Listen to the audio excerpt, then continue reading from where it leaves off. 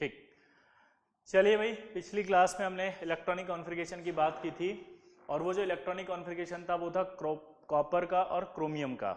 तो जब हमने बात की थी तो हमने क्रोमियम और कॉपर की बात की थी और क्रोमियम का जो कॉन्फ़िगरेशन हमने लिखा था वो 3d5 4s1 लिखा था, याद आया? और कॉपर का लिखा था हमने 3d10 4s1। अब आपसे पूछा गया था कि ऐसा क्यों किया था, तो हमने लिखा था ऐसा इसलिए किया है क्योंकि यहां पर आप देखो ये वाला हुआ है हाफ फिल्ड और ये वाला हुआ है फुल फील्ड। दोबारा से बोलो क्या बोला मैंने, ये हुआ है हाफ फील्ड और ये हुआ है फुल फील्ड। दोबारा बोलो क्या हुआ है, ये हाफ फील्ड और ये full field. Half field full field ज्यादा स्टेबल होते हैं, इस वजह से हमने कहा था कि ये कॉन्फ़िगरेशन एक्सेप्ट कर लेंगे। दूसरा एक रीजन दिया था कि हाफ फील्ड होने से क्या होगा, एक्सचेंज एनर्जी ज्यादा रिलीज होगी। एक्सचेंज एनर्जी अगर ज्यादा रिलीज होगी तो ये ज्यादा स्टेबल होंगे। यहां लिखा था ये फुल्ली फील्ड हो गए, फुल्ली फील्ड हो गए, इसका मतलब ये हो गया एक्सचेंज एनर्जी ज्यादा रिलीज होगी इसलिए ज्यादा स्टेबल हो गए। तो यानी कि जो एक्सचेंज होंगे वो यहां ज्यादा होंगे, इस वजह से एक्सचेंज एनर्जी ज्यादा रिलीज होगी और अगर एक्सचेंज एनर्जी ज्यादा रिलीज होगी तो ये ज्यादा स्टेबल होगा। इसलिए हम बोलते हैं हाफ फील्ड और फुल फील्ड ज्यादा स्टेबल होते हैं। तो जब ऐसा बोलते हैं तो एक डाउट मेरे सामने आ रहा है, कार्बन 1s2 2s2 2p2 होता है, तो अगर हाफ फील्ड ज्यादा स्टेबल है तो आज के बाद मैं ये लिखूंगा, और अगर फुल फील्ड ज्यादा स्टेबल है तो फ्लोरीन के केस में देखो 1s2 2s2 2p5 है, तो मैं इसको 1s2 2s2 2p6 कर दूंगा, या 1 हो जाएगा। तो देखो आप ध्यान से देखना, यहां मैंने क्या किया, इसको हाफ फील्ड, यहां मैंने क्या किया, इसको फुल फील्ड। तो अब आप देख सकते हो कि ये क्या हुआ, हाफ फील्ड, ये क्या हुआ, फुल फील्ड, हाँ या ना? तो ये भी तो हाफ फील्ड है, ये भी तो फुल फील्ड है, यानी कार्बन का कॉन्फ़िगरेशन आज के बाद ऐसे लिखना चाहिए, फ्लोरीन का कॉन्फ़िगरेशन ऐसे लिखना चाहिए। इसका मतलब ये निकला कि ये जो कॉन्फ़िगरेशन है ये सही होना चाहिए, लेकिन असली में तो ये गलत है। अब एक नया डाउट आ गया, ऊपर तो सही हो रहा है ये कॉन्फ़िगरेशन, नीचे गलत क्यों है? जबकि सेम कॉन्सेप्ट आप बोल रहे हो कि एक्साइटेशन एनर्जी और एक्सचेंज एनर्जी के अंदर एक्सचेंज एनर्जी यहां ज्यादा होगी रिलीज एनर्जी से। एक्सचेंज एनर्जी ज्यादा होगी किससे, जो रिक्वायर्ड एनर्जी है एक्साइटेशन में, उससे। आपको डाउट समझ में आया कि यहां ऐसा कॉन्फ़िगरेशन क्यों नहीं हुआ, यहां ऐसा क्यों नहीं हुआ? उसका रीजन सुनो। अब ये डाउट ये है, उसका रीजन ये है, देखना ध्यान से। उसका रीजन ये है कि जब हम डी की बात करते हैं तो डी में क्या होता है, 4s और इस डी के बीच का जो एनर्जी गैप है वो बहुत कम होता है। क्या बोला जल्दी बताओ, ये जो 4s है और ये जो 3ds के बीच का जो एनर्जी गैप है वो बहुत कम होता है। दोबारा से बोलो, ये जो 3d और ये 4s है इसके बीच का जो एनर्जी गैप है वो क्या होता है, कम। अगर एनर्जी गैप कम होगा तो क्या होगा, यहां से जब एक इलेक्ट्रॉन यहां से ट्रांसफर होगा 4s से, तो उसको जो एनर्जी होगी रिक्वायर्ड वो होगी बहुत कम, उसको बोलते हैं हम एक्साइटेशन एनर्जी, ठीक है। और जब ये हाफ फील्ड होगा तो कौन सी एनर्जी बनेगी, एक्सचेंज एनर्जी। तो डी के अंदर क्या होते हैं, नंबर ऑफ डी ऑर्बिटल ज्यादा होते हैं, तो नंबर ऑफ डी ऑर्बिटल्स ज्यादा होते हैं, तो नंबर ऑफ डी ऑर्बिटल्स क्या होंगे, 5। और अगर नंबर ऑफ डी ऑर्बिटल्स अगर 5 होंगे तो एक्सचेंज क्या होंगे, ज्यादा। और अगर एक्सचेंज ज्यादा होंगे तो एनर्जी ज्यादा रिलीज होगी, और अगर एनर्जी ज्यादा रिलीज होगी तो ज्यादा स्टेबल होगा। अब अपन यहां बात करते हैं, यहां पर क्या हुआ, हाफ फील्ड होगा, यहां से एक इलेक्ट्रॉन उठा के गया तो पी ऑर्बिटल सिर्फ 3 होते हैं, पी के अंदर जो एक्सचेंज होंगे वो कम होंगे, इस वजह से जो एनर्जी रिलीज होगी वो कम होगी, और वो जो कम एनर्जी होगी वो एक्साइटेशन से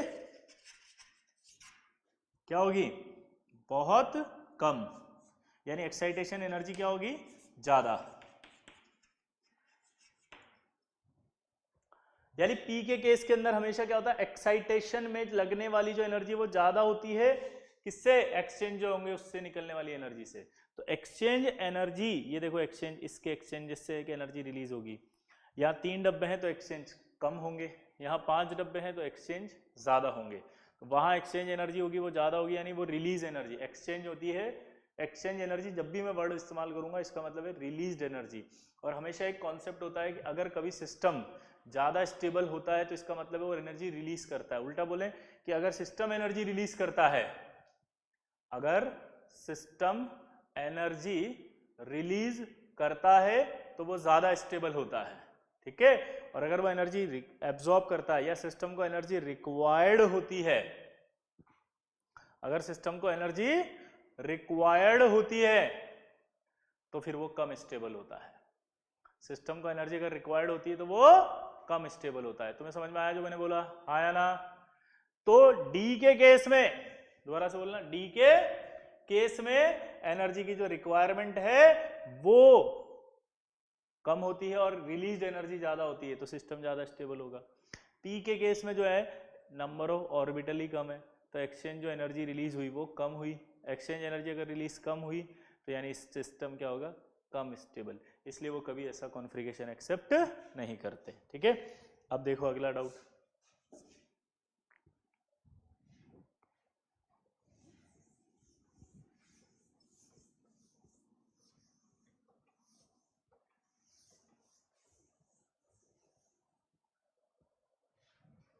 अगला डाउट देखो,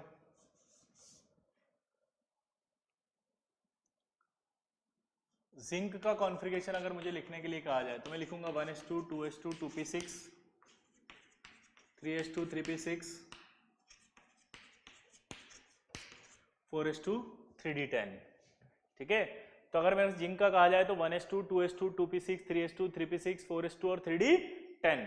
अब ऐसे भी लिख सकते हैं और जिंक का मैं ऐसे भी लिख सकता हूं 1s2 2s2 2p6 3s2 3p6 3d10 और 4s2। ये होता है शेल वाइज कॉन्फ़िगरेशन, यानी कि हमने शेल को एक साथ लिख दिया, first shell, second shell, third shell और फोर्थ शेल। अब अगर मुझे जिंक प्लस 2 का कॉन्फ़िगरेशन लिखने के लिए कहा जाए तो जिंक प्लस 2 का कॉन्फ़िगरेशन लिखने के लिए कहा जाए तो क्या आएगा यहाँ? 1s2 2s2 2p6 3s2 3p6 3d10 और इसके आउटर शेल में से इलेक्ट्रॉन निकलेंगे 2, तो यहाँ क्या आ जाएगा? 0। क्या आ जाएगा? 0, 0। क्या आ जाएगा? 0। क्लियर? तो ये आपका आउटर शेल हो गया, आया ना? तो ये आपका यहां से निकला। अब मेरा डाउट क्या है कि सर आपने जब इलेक्ट्रॉन को फिल किया तो इलेक्ट्रॉन फिल करते समय भी आपने इलेक्ट्रॉन किस में भर दिया? 4s में, और जब इलेक्ट्रॉन निकालना था तब भी आपने किस में से निकाला? 4s में से। जब निकालते हैं हमेशा तो उसकी एक थ्योरी होती है कि आउटर शेल में से इलेक्ट्रॉन को निकालना है आपको। निकालते समय जो थ्योरी क्या है बताओ? कहां से निकालना है? आउटर शेल में से इलेक्ट्रॉन को निकालना है। और आउटर शेल के लिए तो हमेशा एक बात हमें पता होती है कि आउटर शेल उसे कहते हैं जिसकी एनर्जी ज्यादा होती है। आउटर शेल किसे कहते हैं जल्दी बताओ? जिसकी एनर्जी ज्यादा होती है। आउटर शेल किसे कहते हैं जल्दी बताओ?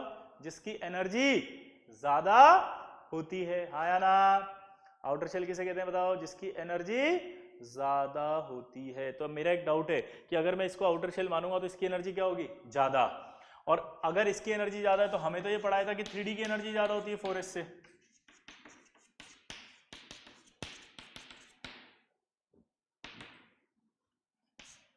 अब मेरे को तो एक नया डाउट आ गया, सर 3D की एनर्जी ज्यादा होती है या कम होती है? समझ में नहीं आ रहा है सर, कंफ्यूज हो रहे हैं सर हम। और पता क्या कंफ्यूजन है कि जब आप इलेक्ट्रॉन भर रहे हो तो 4s में पहले भरते हो, ये कहते हो कि 4s की एनर्जी कम है।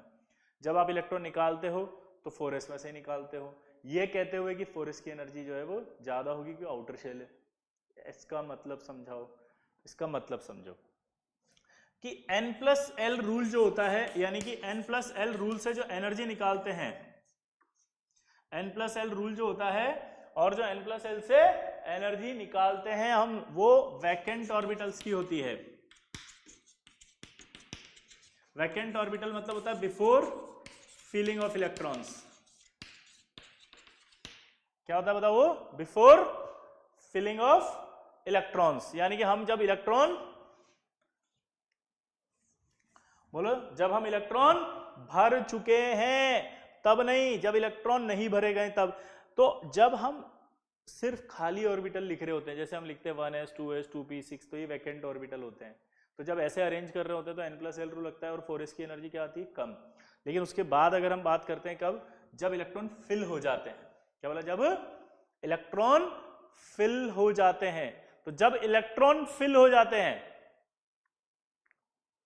जब इलेक्ट्रॉन फिल हो जाते हैं उसके बाद अगर हम बात करें तो वो एटम बन जाता है इलेक्ट्रॉन भरते ही, और अगर वो एटम बन जाएगा, दोबारा बोलो क्या बोला मैंने, अगर वो एटम बन जाएगा तो फिर उसकी एनर्जी जो होती है वो n से निकाली जाती है। जब वो एटम बन जाएगा तो उसकी एनर्जी जो होती है वो किससे निकाली जाती है, n से, और n मतलब प्रिंसिपल क्वांटम नंबर यानी कि शेल, तो शेल से निकाली जाएगी फिर उसकी एनर्जी। किससे निकाली जाएगी, शेल से। किससे निकाली जाएगी, शेल से। किससे, शेल। हाँ या ना, जल्दी बोलो, बोलो।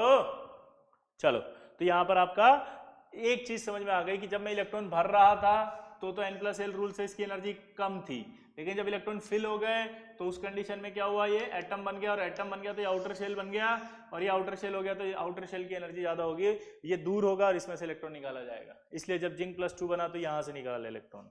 ठीक है, अब जैसे मैंने आपसे कहा कि निकल +2 का भरो, निकल में होता है 28, 1s2 2s2 2p6 3s2 3p6। अब पहले किस में भरेंगे, 4s2, फिर 3d में कितना आएगा, 8,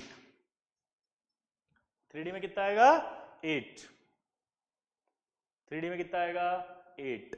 क्लियर सबको।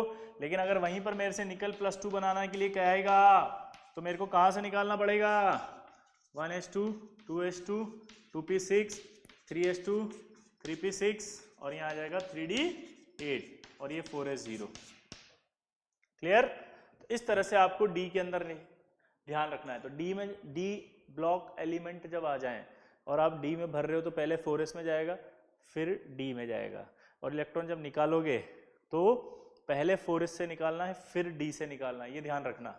पहले 4s से निकलेगा, फिर डी से निकलेगा। दोबारा बताओ क्या बोला मैंने, पहले 4s से निकलेगा, इलेक्ट्रॉन निकालना है, तो फिर किससे निकलेगा, डी से।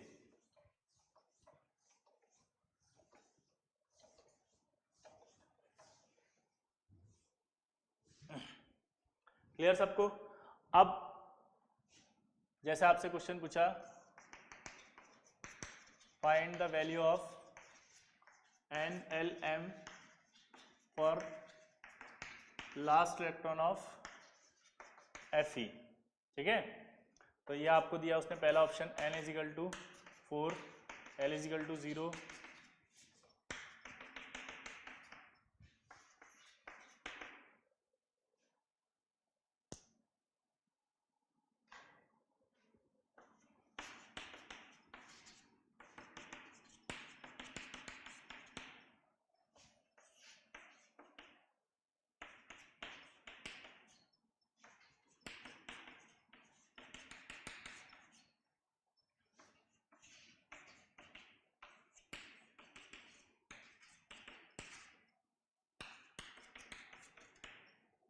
चलो सोचो, करो इसको, 1 मिनट का समय आपके पास, जल्दी से ट्राई करो।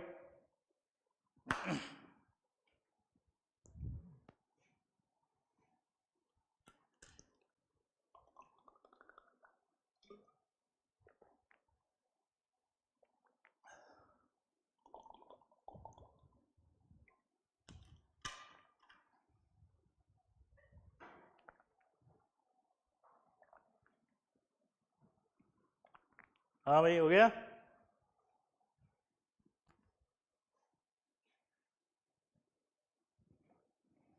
अब देखो, पहले तो अपन आयरन का कॉन्फ़िगरेशन लिखते हैं।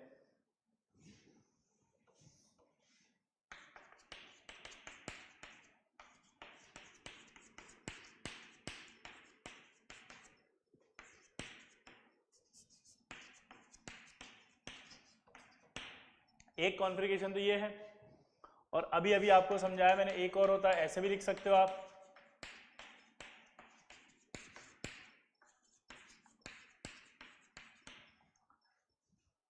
ऐसे भी लिख सकते हो। हाँ या ना। अब बहुत इंपॉर्टेंट चीज ध्यान रखना है यहाँ पे, क्या कि अगर आप ऐसे भी लिख सकते हो तो आपको एक नया कंफ्यूजन आएगा कि लास्ट इलेक्ट्रॉन कहाँ माने।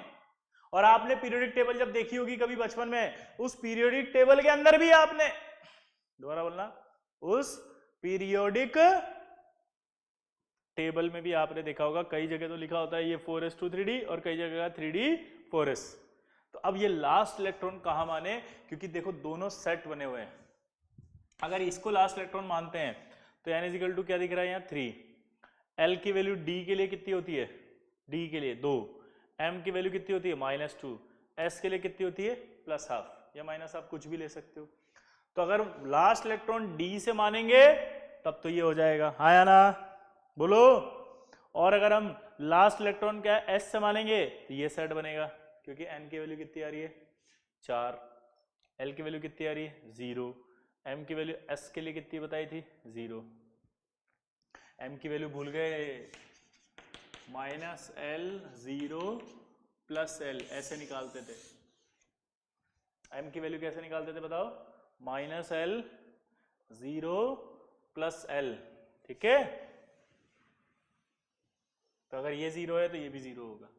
अब आप सोचो, अब फंस गए। अब आप, तो मैं आपको बहुत आसान बना देता हूँ सब चीज़ों को, आपको कभी नहीं फंसना। जब भी लास्ट इलेक्ट्रॉन की बात होती है तो भरते समय जिसमें आखिरी इलेक्ट्रॉन जा रहा है भरते हुए भरो 1s2 2s2 2p6 3s2 3p6 4s2 3d6, आखिरी इलेक्ट्रॉन इसमें भरा गया, तो जिसमें भरा गया उसे लास्ट इलेक्ट्रॉन कहा गया।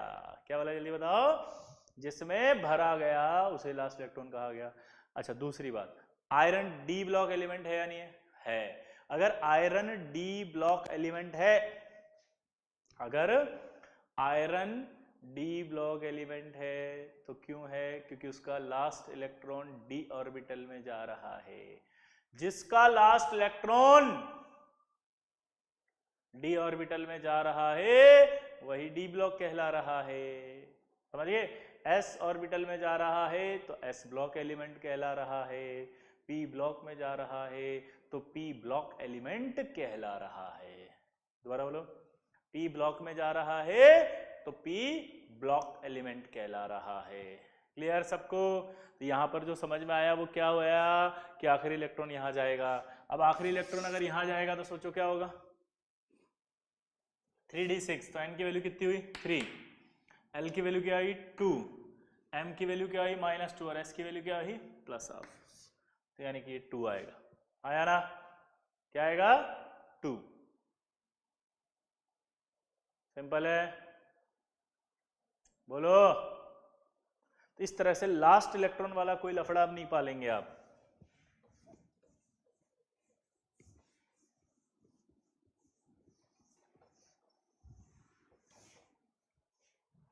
इसी तरह से बोलेगा कि find the value of last electron of scandium +2, ठीक है। तो पहला अपन देखते हैं,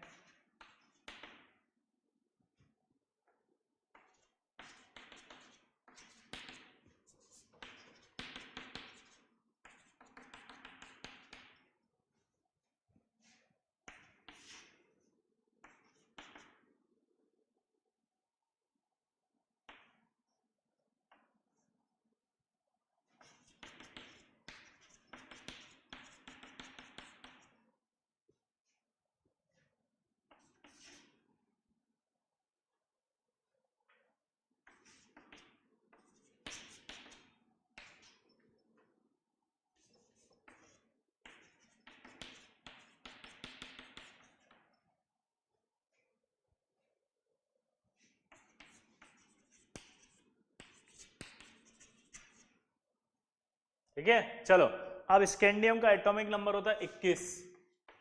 अब आपको एक डाउट हो रहेगा कि सर आप ये जो कॉन्फ़िगरेशन लिखते हो कैसे लिखते हो, आपको कैसे पता इसका 21 है? एग्जामिनर आपको एटॉमिक नंबर देगा, आपको परेशान नहीं होना है। क्या बोला जल्दी बताओ? आपको एग्जामिनर एटॉमिक नंबर देगा। और जब हम जनरल केमिस्ट्री कंप्लीट करेंगे तो उसके बाद हम पढ़ेंगे पीरियोडिक टेबल, और पीरियोडिक टेबल जब हम पढ़ेंगे तो उसमें पीरियोडिक पूरी टेबल याद हो जाएगी और उस सबके एटॉमिक नंबर भी याद हो जाएंगे। तो don't panic, okay, yes. Chill मार के बैठो बे, चिलम नहीं, सब समझ में आएगा, यही आइडिया है। चलो, तो आप देखो स्कैंडियम 21,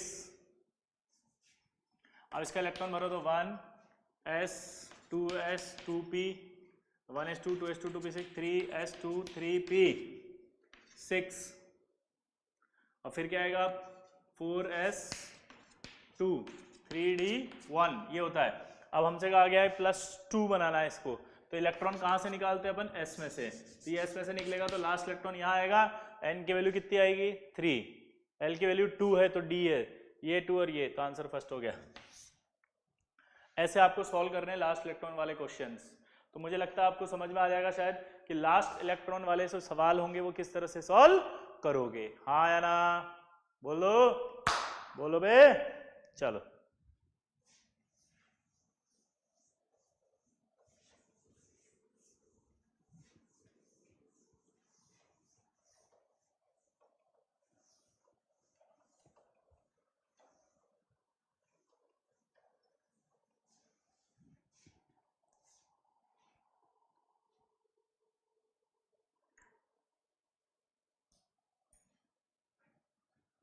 हो गया। अब इधर देखो, अब अगर हम बात करते हैं यहां पर आगे की, तो ध्यान से सुनना।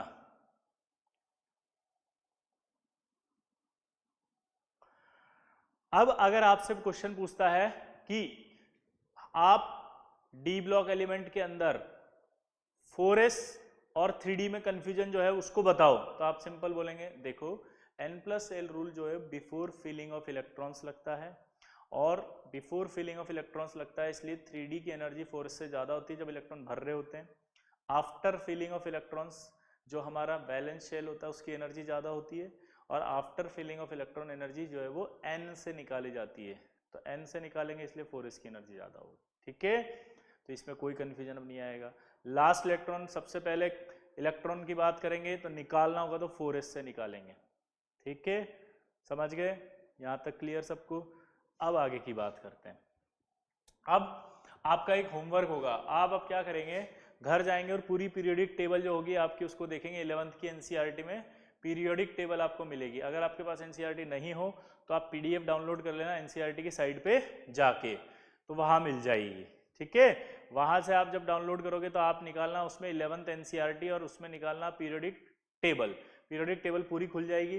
पीरियोडिक टेबल पूरी खुलने के बाद आप सबके कॉन्फ़िगरेशन आपको लिखने हैं, और उस सबके कॉन्फ़िगरेशन लिखने के बाद आपको सारे कॉन्फ़िगरेशंस में कुछ एक्सेप्शंस नजर आएंगे।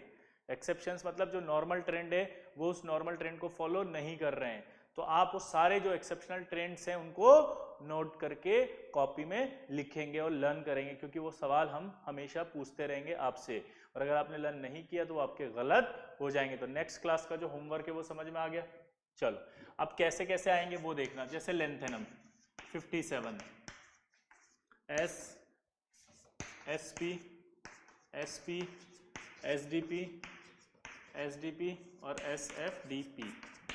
इलेक्ट्रॉन भरे तो 1 2 2 3 3 4 3 4, ठीक है, 5 4 5 6 4 5 6। अब इलेक्ट्रॉन फिल करो इसमें 57, तो क्या आएगा 2 2 6 2 6 2 10 6 2 10 6 2 14। लास्ट इलेक्ट्रॉन यहाँ आएगा 4f में। देखो जरा 57 आ रहेगा तो 4f1 आ जाएगा। क्लियर। अब ये जो 4f1 आया आपके हिसाब से ये आना चाहिए था, बट ये गलत है, क्योंकि इसके अंदर आपको लास्ट इलेक्ट्रॉन 4f में ना जाकर के 5d1 हो जाता है। तो अब अगर इसके लिए NLM के लास्ट इलेक्ट्रॉन की वैल्यू पूछी तो 5d से आएगा। तो अगर ये कॉन्फ़िगरेशन याद नहीं होता तो आप NLM की वैल्यू गलत लिख कर आ जाते, इसलिए मैं बोल रहा था ये लर्न करके आना है। ठीक है, इसी तरह से आपका जो है वो एक्टिनाइड है 89, उसमें भी जो लास्ट इलेक्ट्रॉन है वो 5f में ना जाकर 6d में चला जाता है, यहाँ नहीं आएगा, 6d में होगा लास्ट इलेक्ट्रॉन। इसी तरह से जब आप भरोगे तो ये ऐसा नहीं लग रहा आपको n+l रूल के वॉयलेट कर रहे हैं। आबवाउ प्रिंसिपल, n+l रूल को ही आबवाउ प्रिंसिपल कहा जाता है, तो ऐसा नहीं लग रहा ये आबवाउ प्रिंसिपल को वॉयलेट कर रहे हैं, ऐसा नहीं लग रहा ये आबवाउ प्रिंसिपल को वॉयलेट कर रहे हैं। हाँ तो बोल दिया करो, तो ये आबवाउ प्रिंसिपल को वॉयलेट कर रहे हैं दोनों। क्लियर सबको। इसी तरह से एक और एग्जांपल है, मैं आपको हिंट दे रहा हूं ये कि आपको करके लाना है, नहीं करके लाओगे तो आपके गलत हो जाएंगे सारे एग्जांपल। अब देखो क्या, पैलेडियम 46, अगर हम अपने हिसाब से बोले तो S SP SP SDP SDP, ठीक है, अब ध्यान से भरो इसको, तो 1 2 2 3 3 4 3 4, यहाँ क्या आएगा 5 4 और 5। अब ध्यान से भरो इसके अंदर पैलेडियम, तो 2 2 6 2 6 2 10 6 2 और यहाँ आएगा आपका बोलो 8। अगर आप ध्यान से देखो तो ऐसे भरा जाएगा पैलेडियम 46 को। आप एक एक करके भरोगे तो पैलेडियम 46 में लास्ट में आएगा 4d8। क्या आएगा 4d8। लेकिन ये कॉन्फ़िगरेशन गलत है, क्यों? क्योंकि इसके अंदर आखिरी में क्या हो जाता है 4s2 3d10 4p6 और 4d10, यानी आउटर जो शेल का कॉन्फ़िगरेशन आएगा वो ये आएगा 4s2 4p6 4d10 और 5s0। 5s में कोई इलेक्ट्रॉन नहीं है, 5s0, ये आपको याद रखना पड़ेगा। ये कॉन्फ़िगरेशंस आप लर्न करके आएंगे तभी आप आगे बढ़ पाएंगे, वरना आपसे कुछ भी नहीं हो पाएगा, आपसे सारे आंसर गलत हो जाएंगे। क्लियर सबको? हाँ या ना? कंफर्म? बोलो। तो इलेक्ट्रॉनिक कॉन्फ़िगरेशन कैसे भरते हैं ये समझ में आया? इलेक्ट्रॉनिक कॉन्फ़िगरेशन क्या होता है ये समझ में आया? Normal oxidation state, sorry normal excitation state क्या है समझ में आया? और ये आपका जो लास्ट इलेक्ट्रॉन है वो डी में जाता है, ये समझ में आया? आया ना? पक्का? अब देखो आगे।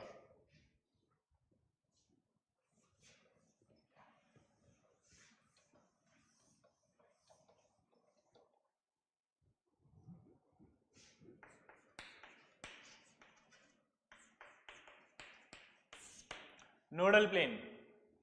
अब ये नोडल प्लेन क्या होता है वो देखना आप। क्या बोला जल्दी बताओ मैंने? नोडल प्लेन क्या होता है? एनी इमेजिनरी प्लेन, क्या बोला जल्दी बताओ? Any imaginary plane which has zero electron probability, यानी any imaginary plane which has zero electron probability and must be pass through nucleus of atomic orbital. यानी कि ऐसा इमेजिनरी प्लेन जो इलेक्ट्रॉन प्रोबेबिलिटी जीरो रखता हो और वो न्यूक्लियस से पास होना जरूरी है। कहां से? न्यूक्लियस से। दोबारा बोलो, क्या बोला मैंने? कहां से पास होना जरूरी है? न्यूक्लियस से पास होना जरूरी है। अगर वो न्यूक्लियस से पास हो रहा है और इलेक्ट्रॉन डेंसिटी नहीं है तो ही नोडल प्लेन है। अब जैसे हम बात करते हैं S orbital, S orbital spherical होता है ऐसे, और उसका सेंटर ये रहा। अब उसमें चारों तरफ इलेक्ट्रॉन डेंसिटी पाई जाती है ऐसे।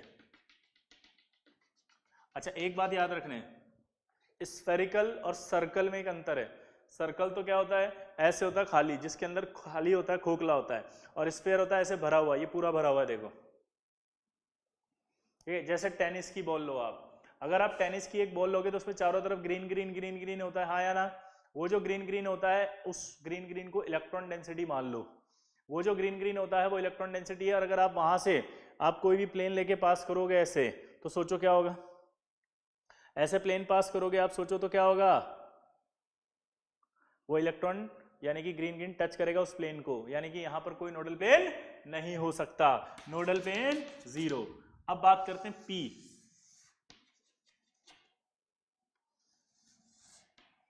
अगर हम बात करें इसकी तो ये आपका क्या हो गया?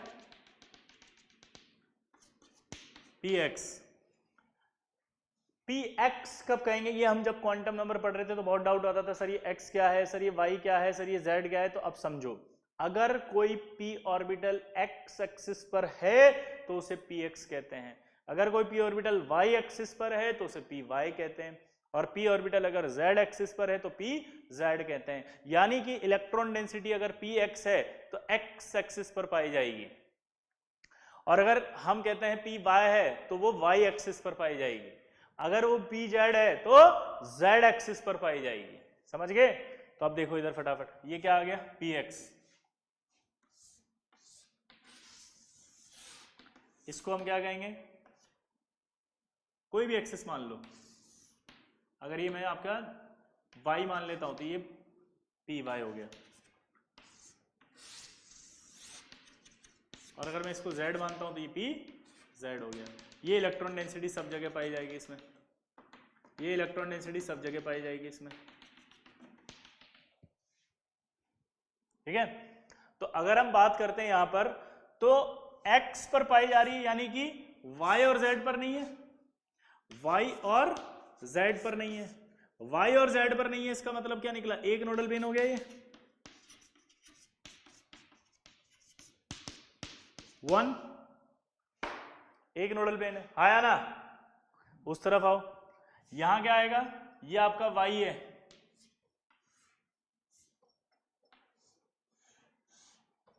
अगर ये y है तो ये क्या हुआ, x और z, x और z पर इलेक्ट्रॉन डेंसिटी नहीं है, ये है z,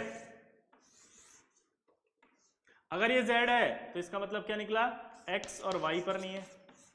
आप सोच सकते हो नोडल पेन कौन कौन से हुए, देखो अगर x पे इलेक्ट्रॉन डेंसिटी है तो इसका मतलब कहाँ नहीं है, y और z पर एक नोडल पेन, अगर y पर है तो कहाँ नहीं है, x और z एक नोडल पेन, z है, z पे इलेक्ट्रॉन डेंसिटी है तो कहाँ नहीं है, x और y पे एक नोडल पेन, तो इन सब में एक एक नोडल पेन होता है, ठीक है। और इलेक्ट्रॉन डेंसिटी एक्सिस के ऊपर ही है पर्टिकुलर, तो पर्टिकुलर एक्सिस के ऊपर इलेक्ट्रॉन डेंसिटी है, इसलिए इन्हें क्या कहा जाता है, एक्सियल, क्या कहा जाता है, एक्सियल, पर्टिकुलर है, ये एक्सियल ऑर्बिटल है, p ऑर्बिटल्स, ठीक है, और p ऑर्बिटल में सब में क्या होता है, नोडल पेन 1। अब इसी बेसिस पे एक और होता है जीरेड अनजीरेड,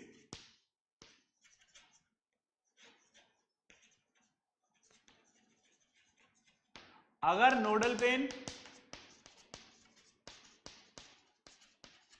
इवन नंबर में है तो उस ऑर्बिटल का एक नाम होता है जीरेड, और अगर ऑड नंबर में है तो फिर क्या कहते हैं, अनजीरेड। तो अब आपसे बोलेगा s कैसा ऑर्बिटल है बताओ, तो आप s का नोडल पेन तो 0 आ रहा है, 0 तो इवन नंबर होता है, तो यानी s ऑर्बिटल कैसा ऑर्बिटल हो गया, जीरेड। ये कैसे हो गए तीनों, अनजीरेड। तो एक सवाल और गया, p ऑर्बिटल कैसे ऑर्बिटल्स होते हैं, अनजीरेड।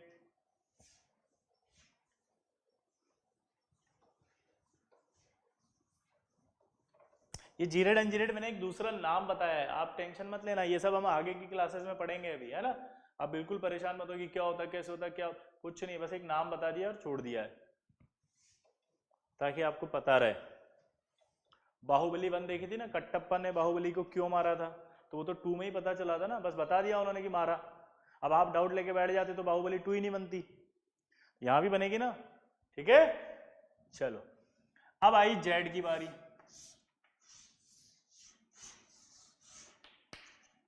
ये x और ये y, इसको बोलते हैं हम dxy। इसका मतलब जो इलेक्ट्रॉन डेंसिटी है वो कहाँ पाई जाती है, वो यहाँ पाई जाती है। फिर अगला होता है आपका y और z, तो ये dyz होती है।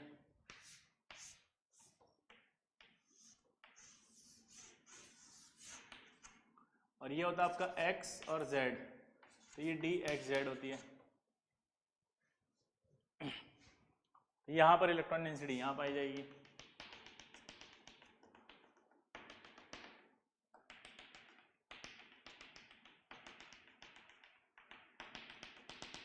क्लियर। अब देखो इधर, ये होता है आपका dx square minus Y square, यहाँ x यहाँ y, ये आपका dz स्क्वायर, यहाँ पर आपका क्या है, z है, ये क्या है यहाँ पे x, और ये क्या है यहाँ पर y। तो ये जो रिंग बना रहा हूं मैं अभी,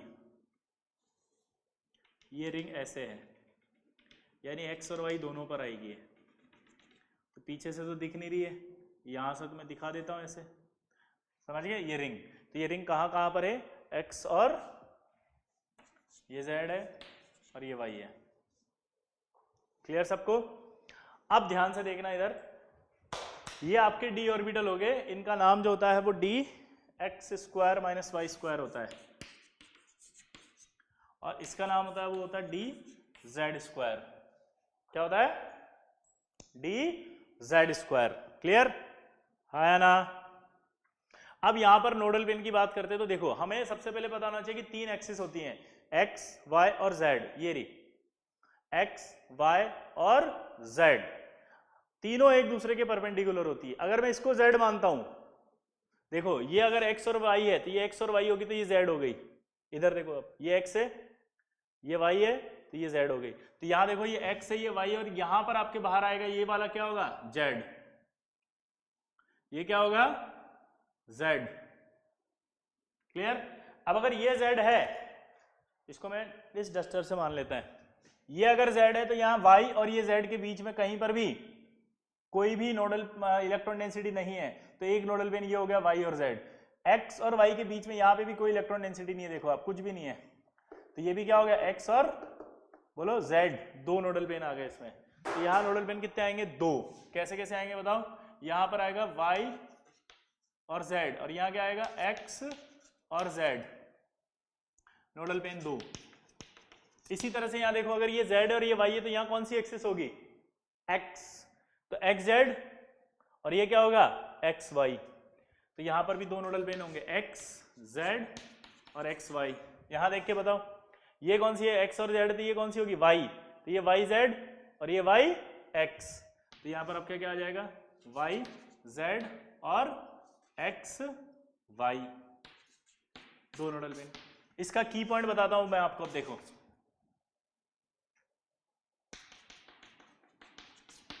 की पॉइंट ये है, इसका भी दो नोडल पेन, इसका भी दो और इसका भी दो, ठीक है। अब की पॉइंट क्या है? ध्यान सुनना कि यहां जो एक्सिस नहीं दिख रही है वो कौन है? बोलो, यहां जो नहीं दिख रही है वो कौन सी है? बोलो, जेड। अगर वो जेड है तो वाई के साथ लिख दो एक बार, एक नोडल पेन वाई जेड, एक नोडल पेन वाई एक्स, एक नोडल पेन यहां से देखो कौन से नहीं दिख रही? एक्स, तो एक्स के साथ लिख दो एक्स जेड, और ये क्या लिख दो? X Y. यहां कौन सी नहीं दिख रही है? वाई, वाई को एक बार जेड के साथ वाई जेड और एक बार एक्स के साथ लिख दो तो एक्स वाई। तो इस तरह से नोडल पेन आ जाएंगे इनके, ठीक है। ये नोडल पेन कितने हैं? दो। सब में अगर दो हैं, इवन नंबर है तो जीरेड। इधर आओ, यहां पर ये एक्स और ये वाई है, यहां से इलेक्ट्रॉन डेंसिटी इस एक्सिस पर है, यहां पर ये वाई पे है। अगर मैं एक 45 डिग्री से एक प्लेन बनाऊं ऐसे, तो 45 से एक जो प्लेन निकलेगा वो प्लेन पर कहीं इलेक्ट्रॉन डेंसिटी नहीं होगी, इसलिए ये भी नोडल पेन कितना आएगा? दो, ठीक है। इधर आओ, इसको समझना आप। जेड, ये जो है मेरा अंगूठा, इसको जेड एक्सिस मान लो। क्या बोला मैंने? बताओ, ये जो जेड है इस जेड को क्या मान लो? X axis. ये जेड एक्सिस हो गया, एक्स। ये आपका वाई हो गया, ये जेड हो गया, ये सॉरी ये जेड हो गया, तो ये एक्स हो गया, ये वाई हो गया। ये जेड पर इलेक्ट्रॉन डेंसिटी है और ये रिंग है एक्स और वाई पे, तो ऐसा नहीं लग रहा एक्स और वाई पे भी इलेक्ट्रॉन डेंसिटी है, जेड पे भी इलेक्ट्रॉन डेंसिटी है, तो क्लियर कट हो गया। क्या? एक्स पे भी डेंसिटी, वाई पे भी, जेड पे भी डेंसिटी, तो इसका नोडल पेन कितना आएगा? जीरो। इसका नोडल पेन क्या आएगा? जीरो। इसका नोडल पेन क्या आएगा? शून्य। क्या आएगा? शून्य, जीरो, ठीक है। हाँ है ना। अब इसमें एक खास बात छुपी होती है, वो है नोडल प्लेन। जैसे अब इसको समझने के लिए मुझे आप जेड एक्सिस मान लो और मैं यहाँ पर डी ऑर्बिटल की लोब हूं जो जेड पे है, और मेरे चारों तरफ ये रिंग है, ऐसे एज्यूम करो इस रिंग को, देखो ये रिंग। अब सोचो कि अगर यहां से सेंटर से लेकर एक कोन बनाओ मेरे ऊपर तक ऐसे, तो ये कोन अगर आप बनाओगे इस कोन को, तो आपको इलेक्ट्रॉन डेंसिटी नजर आएगी कहीं पे भी? नहीं। अगर कहीं पर भी इलेक्ट्रॉन डेंसिटी नजर नहीं आ रही, इसका मतलब यहाँ इलेक्ट्रॉन नहीं है, तो इसका मतलब एक कोन, ऐसे कैसे एक कोन नीचे की तरफ से भी होगा, नीचे, ठीक है। तो कितने कोन हो गए टोटल? दो। तो यहाँ पर आपका नोडल प्लेन नहीं होता, नोडल कोन होता है, और वो होता है 2। तो आपसे एक सवाल पूछेगा, ऐसा कौन सा डी ऑर्बिटल है जिसके अंदर नोडल कोन पाया जाता है? तो आप बोलोगे D Z square. D Z square में नोडल कोन पाया जाता है, ठीक है। बाकी हम नेक्स्ट सन पे पढ़ेंगे, ठीक।